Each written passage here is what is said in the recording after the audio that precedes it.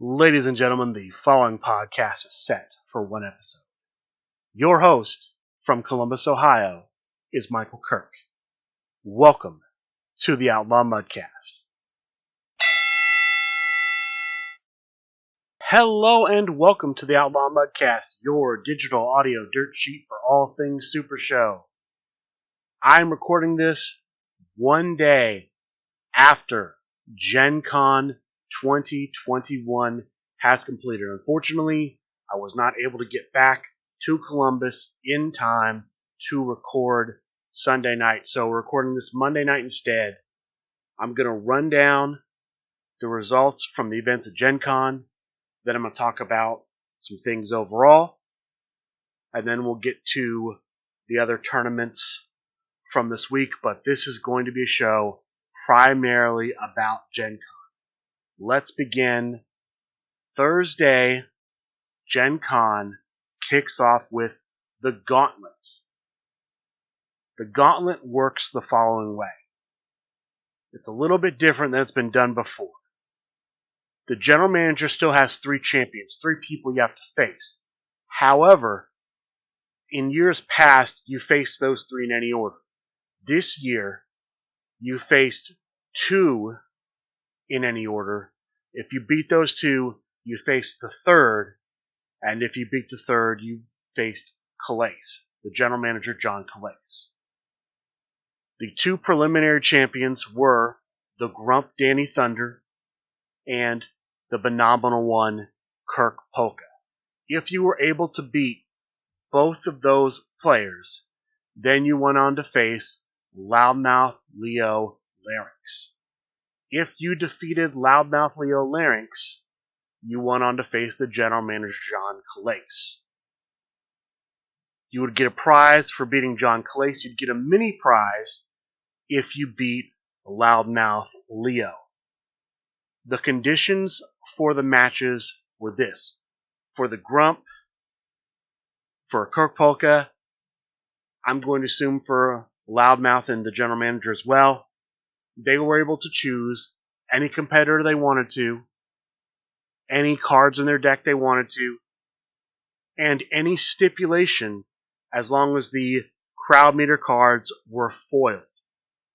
Which I don't believe every stipulation is foiled, but it gives them a pretty strong variety of stipulations to choose from.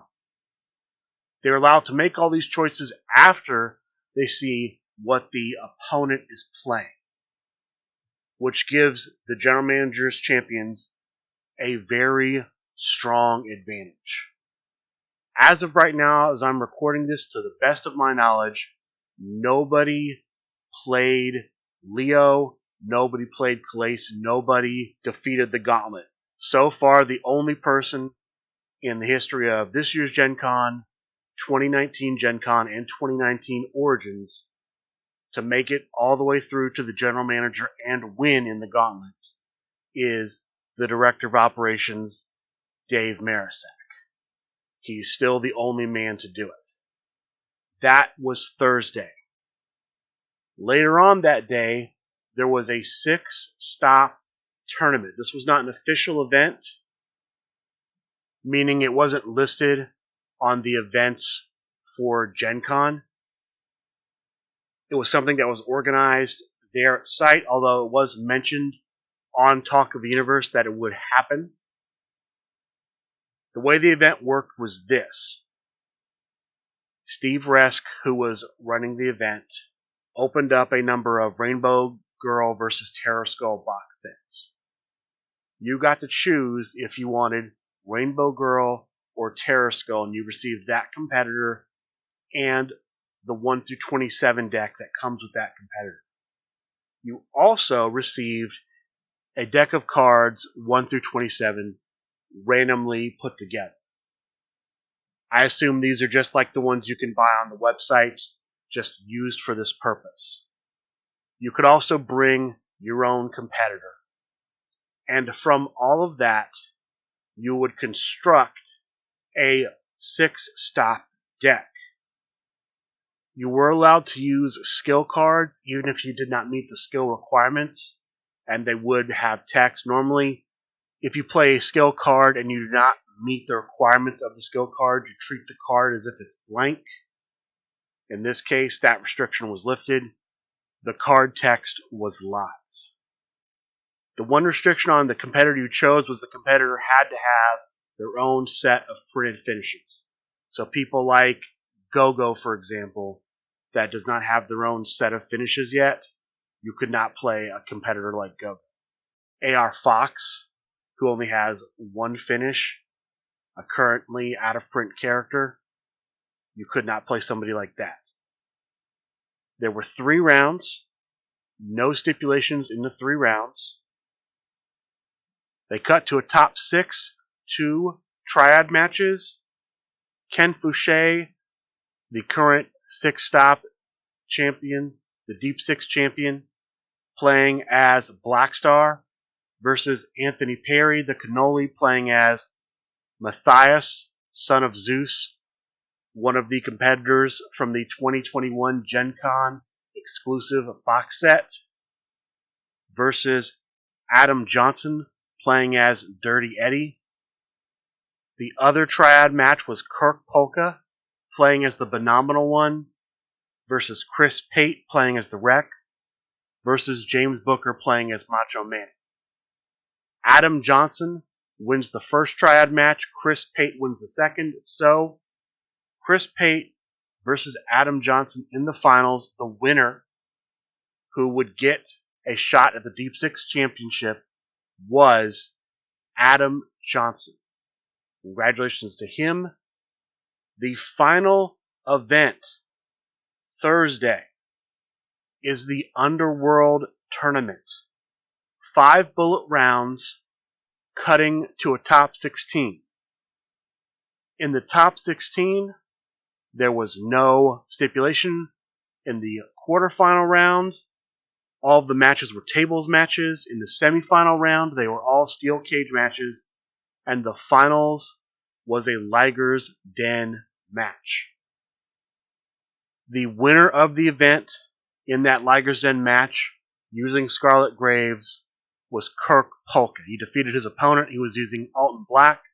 Kirk Polka wins the opening major tournament of GenCon 2021. That was Thursday. Friday, the first tournament was the Trios event. The Trios event is kind of complicated. I don't have a lot of details on the Trios event. I'll give you the best as I can understand, because the Trios event also did not conclude on Friday and ended up concluding Saturday. But on Friday, the format was you had 90 minutes to play up to 5 matches. And then based on your record overall at the end of that 90-minute period, they ended up cutting to a top 12 with some buys. So after 2 triad matches, there was a top 8. Then we had quarterfinals, semifinals, and a finals, which again took place Saturday. I'll go ahead and give you the result of that finals. The 2 finalists from the Trios event were Sean Loeb, playing his team Valiant, and James Booker, playing as the Elite. Sean Loeb using Circle of the Sun very effectively throughout the tournament. As far as I know, he won every match with Circle of the Sun in the Trios event, and he wins the finals and the entire event with Circle of the Sun at Crowd Meter 0. Congratulations to Sean Loeb. He won the Trios event from Friday. Part of the reason for the delay in the Trios event was that they also went ahead during that Trios event and they kicked off the 6-man Master Birdcage event. Here were the players in the Birdcage. The first 2 entrants were Loudmouth Leo Larynx using Snake Pit and James Booker using Liger.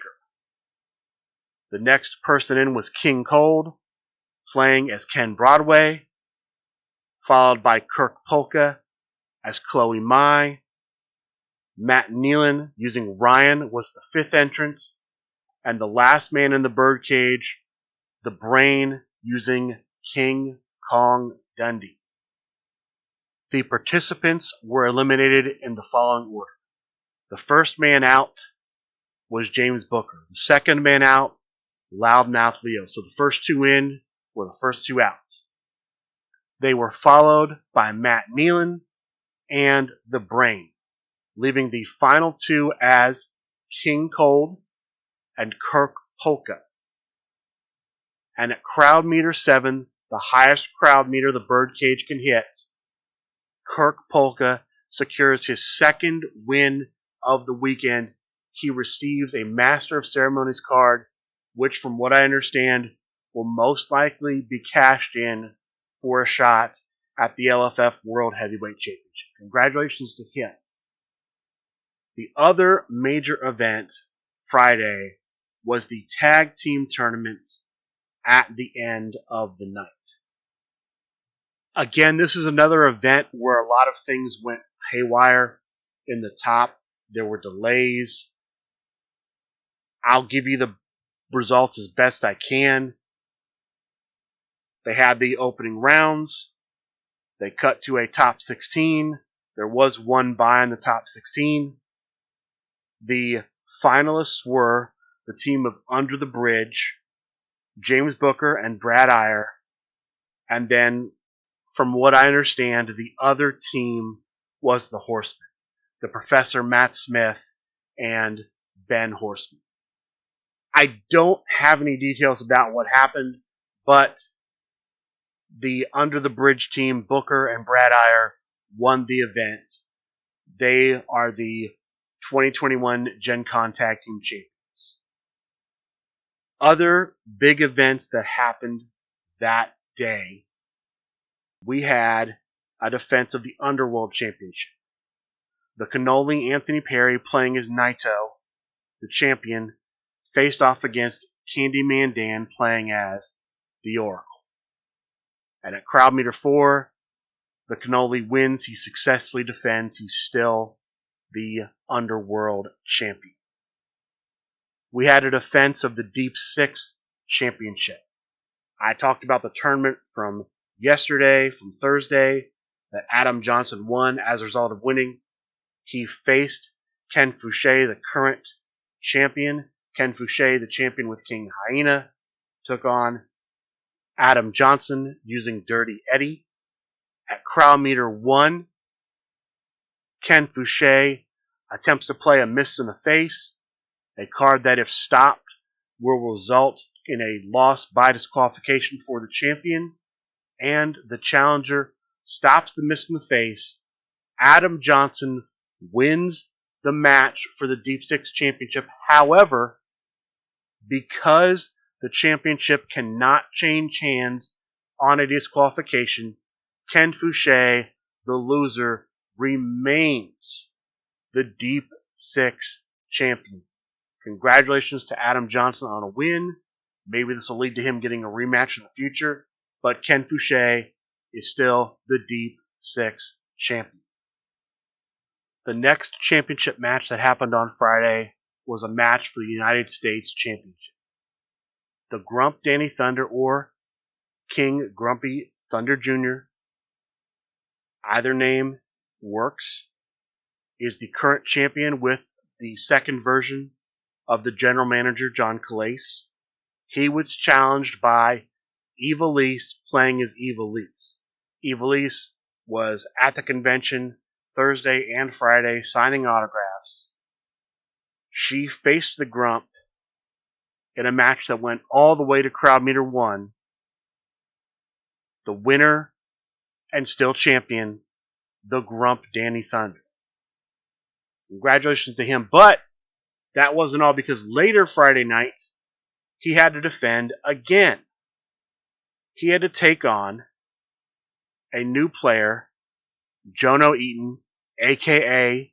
Ramrod Rick.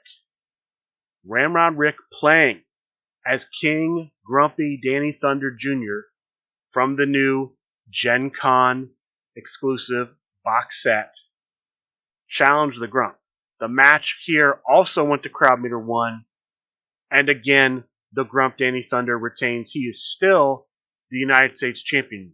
However, and this is as good of time to talk about it as any, later on Friday night, there was an incident. I cannot get into many details due to privacy concerns, but unfortunately, the United States Championship belt was lost, presumably permanently.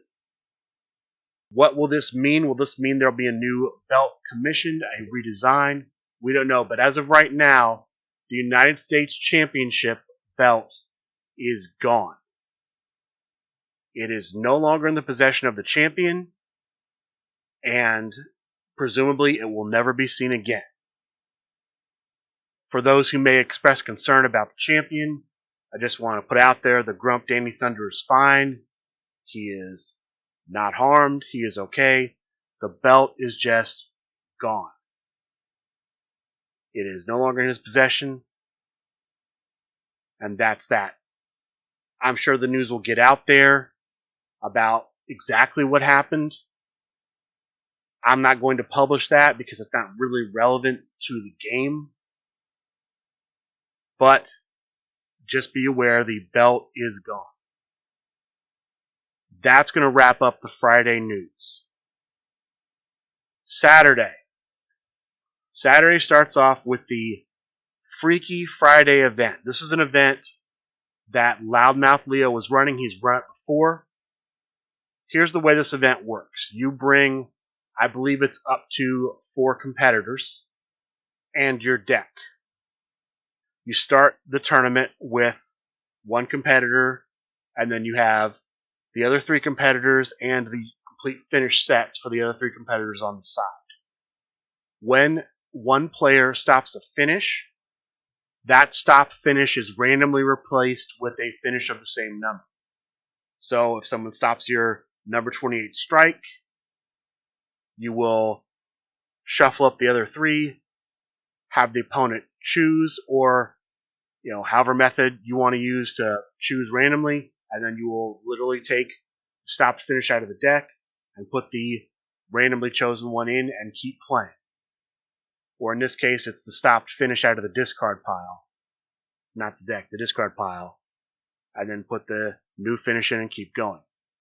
When there's a breakout, the player that broke out can choose to either randomly replace his competitor or the opponent's competitor. And he can choose to do nothing.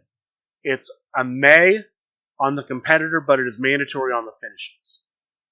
There were 5 rounds in the Freaky Friday event with a cut to the top 4. The winner of this event, and I'm not going to go through the competitors because there were multiple competitors used, but the winner of this event at crowd meter 1, the enforcer, Larry Beadnell. The enforcer will, as a result of this victory, get a shot at the United States Championship. I don't know when that'll be, especially because the belt is gone, but he will get a future shot at the championship. Saturday night, we have the World Heavyweight Championship Tournament. 7 bullet rounds, cutting to a top 27 with a bye. All of the matches in the top 27 were steel cage matches. The next round was the top 14. The man who got the bye was the only man who went undefeated through the bullet rounds. That was Jacob Maynard. The stipulation was going to be a ring of fire. However, Jacob Maynard used his general manager's favor, canceled the stipulation. These were all singles matches.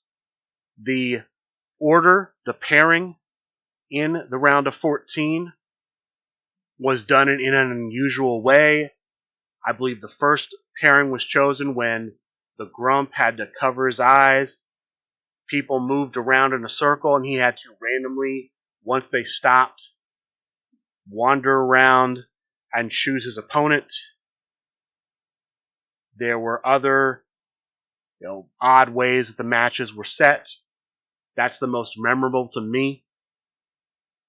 That was the round of 14. Cut again to a top 7. Jacob Maynard continues to get a bye.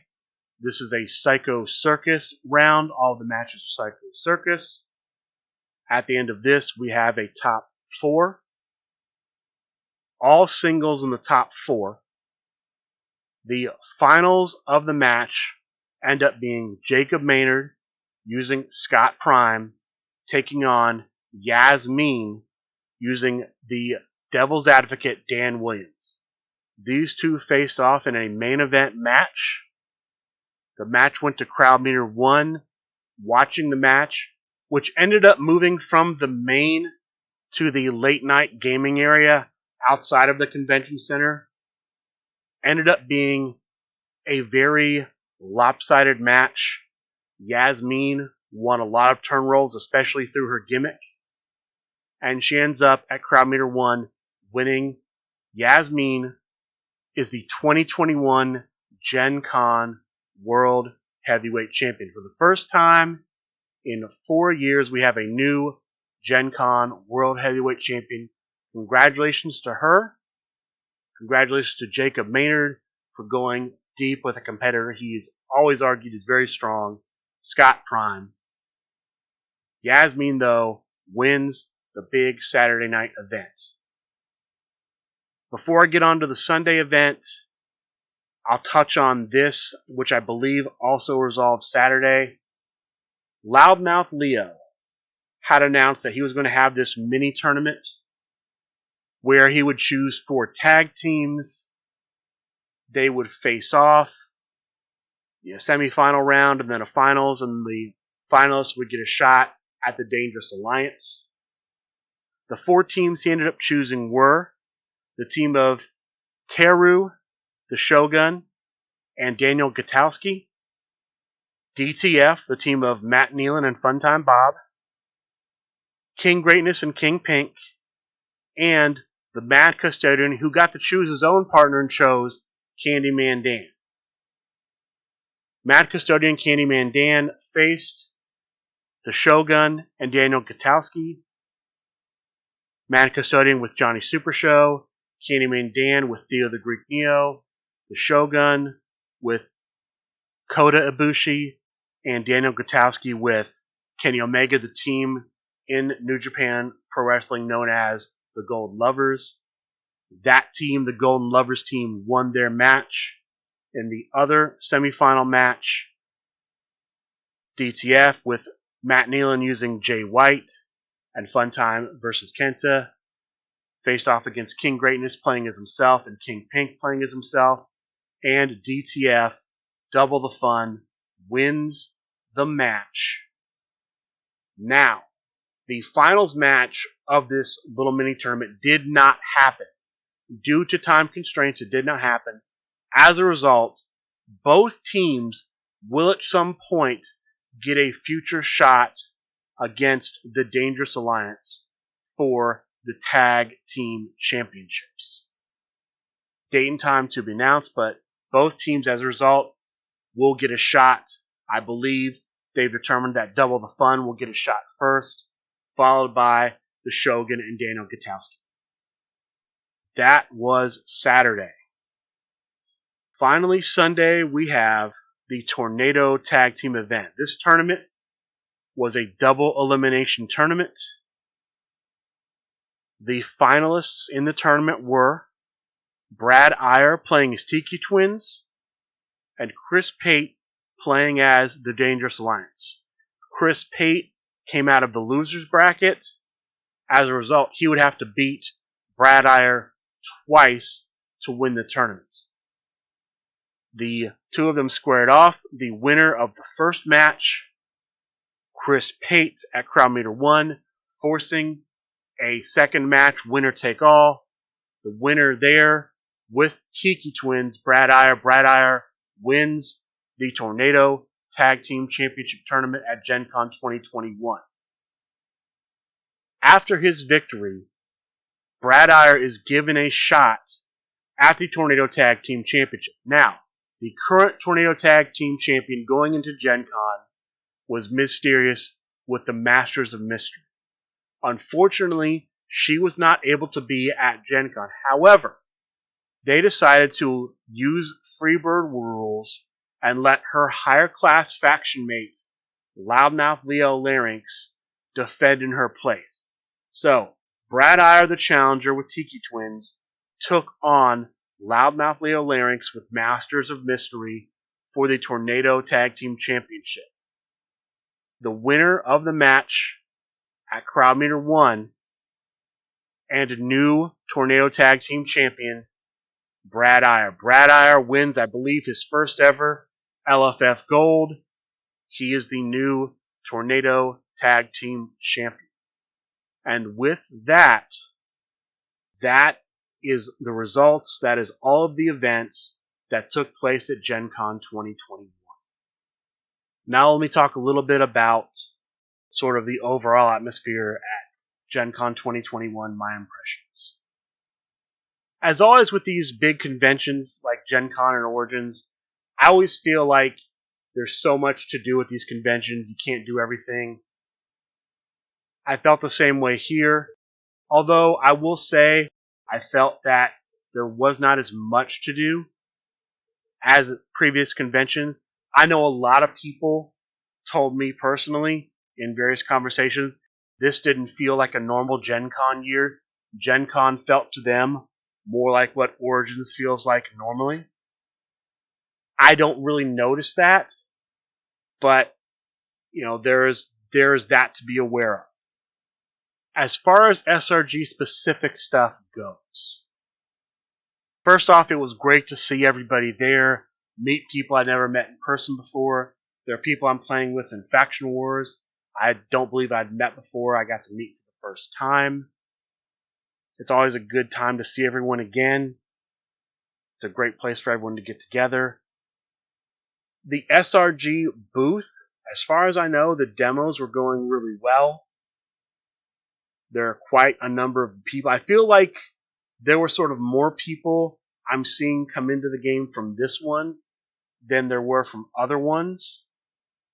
That is to say, from this convention, I feel like there's more than I've seen in the past. That could just be me. That could definitely just be me. But I look forward to seeing some of these new players that have come in, stick around, continue to play in the game. The events were fun. Super Show's a good game. I like playing it. A lot of new product released. I've already talked about the exclusive GenCon 2021 box set. We also had the Ikuzo Super Show make its debut, that box set, as well as a few competitors. Stage the Wicked Witch, LED, Fortress came out. They launched some buttons featuring the Ikuzo Super Show characters. I believe they're going to be launching pins for Origins. Evilise was there signing autographs 2 days. First time SRG Universe has ever done that. That was a positive experience. I got to have her sign my Evilise card. She was taking pictures with people. I got to have her sign my Bow to None card. I got the Bow to None, which is a great card at number 16 that came out related to Evilise. That, I believe, was convention exclusive. They had a brand new release bundle with a bunch of competitors. Other new competitors came out. They had some spot packs, some skill cards for Ikuzo Super Show come out. A lot of new product released. Some considered better than others. Those are kind of the positives. Some of the negatives I want to get into for this convention. I feel like the events could be organized a lot better. The Trios event, for example, Sean Loeb, as the finalist, according to him, waited basically 30 hours from the start of the Trios event to play that final match. That match did not conclude on the day. Again, part of that was due to the birdcage, but this goes into sort of scheduling, logistics, how you manage this stuff. That's one of the issues when people can both play in the events and then have featured matches. You have to really do a good job of working it out, or otherwise you can have these delays. I know there was something odd with the tag team championships that I'm not privy to. The final event of the tournament, the Tornado Tag Team Tournament, did not start on time. It was 45 minutes later. It was pushed back 45 minutes. From what I understand, part of the issue with some of these delays was that the people who were supposed to be running the events get stuck working the booth. I'm wondering if it might be better to, for some of these events, try to have people running them who are not also having to do double duty. That might be too much to ask. Some other things I've been thinking about involving the events. It might be time to cut down the length of time for some of these events. I think every tournament, every night ran almost to midnight. They started at 6 and ran almost to midnight. Many of the tournaments in the afternoon started at 1, ran till like 4:35, almost up to the next event. And for people who are going to the con who kind of want to see other stuff, it seems like Super Show takes up a lot of the day. I like Super Show, but, it'd be nice to see other parts of the con. A lot of people definitely, even with SRG, definitely wanted to see other parts of the con. So here are some of the thoughts I've had about maybe things they could do with the future events. Number one, as much as I like the Underworld Championship Tournament, do we need to do the Underworld Championship Tournaments? Is there a functional difference between the Underworld Championship Tournament and the World Heavyweight?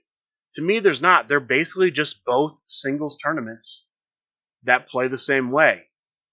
Bullet rounds, top cut, stipulations, to a finals, end. I think you could get rid of the Underworld Tournament and just have the World Heavyweight Championships on Saturday. If it were me, I think the better way to go would be World Heavyweight Saturday, Tag Team Friday. I would leave those the same, although do what you can to improve the organization so they don't go as late or as long. I know one of the things I heard multiple times were people wanted to go out to dinner. They could not because the matches basically ran really late. And in GenCon, where things around the convention center are open late because of all these people, it's still too late after playing Super Show to go anywhere. And that's part of the fun of these conventions, going out to eat with your friends. So do things, maybe if it's possible, do things to try to tighten that up. Make sure things start closer to the start time. I just try to speed things up. Maybe think about a time limit where after so long, maybe the crowd meter goes up. Who knows? But think about shortening the length of the events. And then as far as like Tornado, Trios, I think the Trios event going double elimination was smart in an attempt to sort of shorten that event. I think that might be a better way to go with the Tornado tag in the future too. I know Tornado is more popular, but I feel like with those events, maybe we could shorten them. And maybe a trade-off you can make is more things like the Gauntlet that are for players a very short amount of time. In the Gauntlet, at most, you're playing 2 matches. There might be a wait while you're waiting for one person to finish up, but more sort of short bites. Something like the Birdcage event from 2019, where you basically were put into one Birdcage match with 5 other players, and you played, and there was prizing for every player. I think events like that are shorter, that might only take 2 hours, is a little bit better than doing a long tournament that might take, 4 hours. Those are just some of my off-the-cuff thoughts to maybe, shorten the number of tournaments, cut the number of tournaments. We're only going to have 4 tournaments at Origins, and they're all going to be after the main events are done. They're all going to be at 6 p.m. pretty much after the dealer hall is closed, so people can come in, do most of the convention, and then they just do these 4 events. I've also heard, though, there's going to be some like pop-up small events going on during the day. That, I think, might be a better format to bring to GenCon as well. We'll have to see. But I'm thinking maybe, and I'll report on that when Origins is done, that could be a little bit better way to go. But those are just some of my thoughts about GenCon. I could be completely wrong, but that's what I'm thinking. And with that, let's talk about the other tournaments for Super Show the Game from this week. 2 tournaments. Monday Night Proving Ground, the first one. This was from last Monday the 13th. As always, you play as many matches as you can over a 2-hour period from like 8 to 10. And then based on your record, there's a cut to a top 4. The top 4 were in 4th place, playing as Harrietta, the Bearded Diva, Matt Barone. In 3rd place, playing as the Phenomenal One, Brian Wait For It Schmidt. In 2nd place, playing as the Mad Custodian, Jeremy Steigerwald. And the finalist, playing as David Starr, Tim Creaser. Time Bomb Tim wins this event. This event, which I didn't mention earlier, was the event where I believe it was all steel cage matches in the opening rounds, and then the top 4 were all Ring of Fire matches. This week coming up, actually tonight, as I'm recording this Proving Ground, which I'll have the results for next week, the opening rounds are all Beast Unchained stipulation matches. The top cut are all steel chain matches. That was Monday. Thursday, we have Chibi's Thursday Night Fights. There were 16 players, 4 groups of 4 players in the group stage. After each player played their 3 matches, there was a cut to a top 8, the top 2 from each group. In the quarterfinal round, all of the matches were Liger's Den matches. In the semifinal round, all of the matches were tables matches. And the finals match, as well as the 3rd place match, were both played using the Lumberjack stipulation. In 4th place, using the Rogue Anthony Gangone, was Jeremy Steigerwald. In 3rd place, using Harrietta, the Bearded Diva, was Matt Barone. The finalists were Time Bomb Tim using Paulie the Pigeon Pacone and Jokerfish using Kenta. The winner, winning his 2nd event this week, Time Bomb Tim with Paulie the Pigeon Pacone. Congratulations to him for winning 2 events this week. One last bit of news which I forgot to bring up this week for the news was we have an update to the ongoing Cookies Fortune Tournament. Last time I reported on this, it was the first round of the top cut, which were all tag team matches. They paired up the singles players into tag teams and had them face off. Here we have the top 16. These are all singles matches that are set for 2 out of 3 falls. The first fall will be a steel cage match. The second fall will be a tables match. And if there is a need to be a 3rd fall, it will be a Psycho Circus match. There was a request for 2 of the matches in this round of 16 to be played at GenCon. I do not believe they were played. It's possible they were. I don't think they were.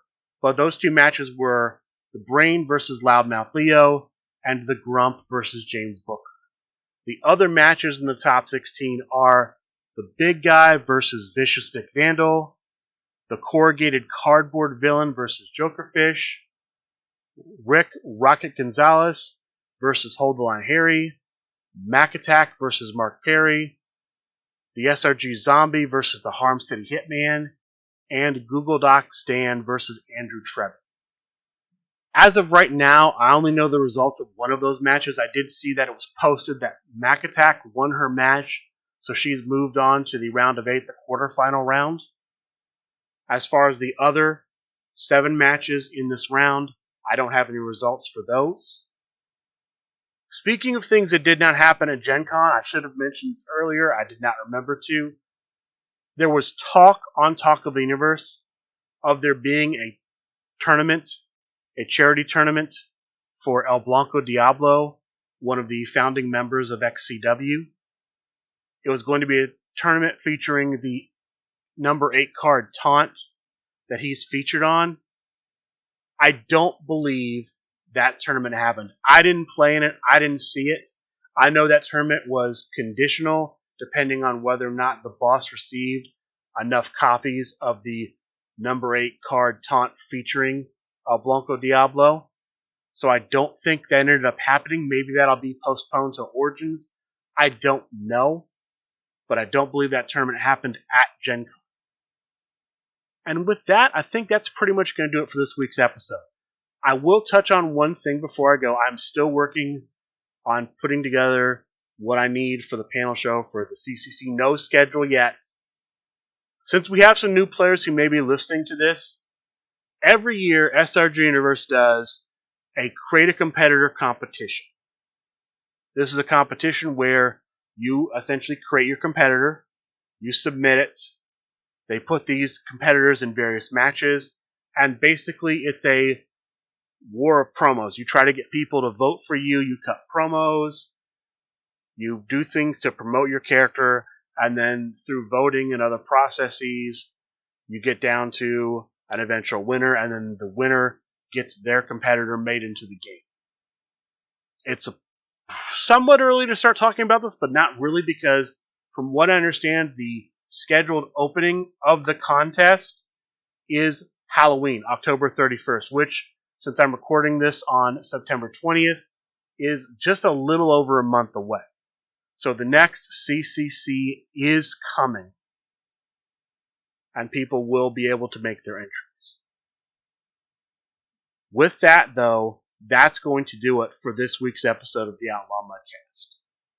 I'd like to thank all of you for listening, and a good day.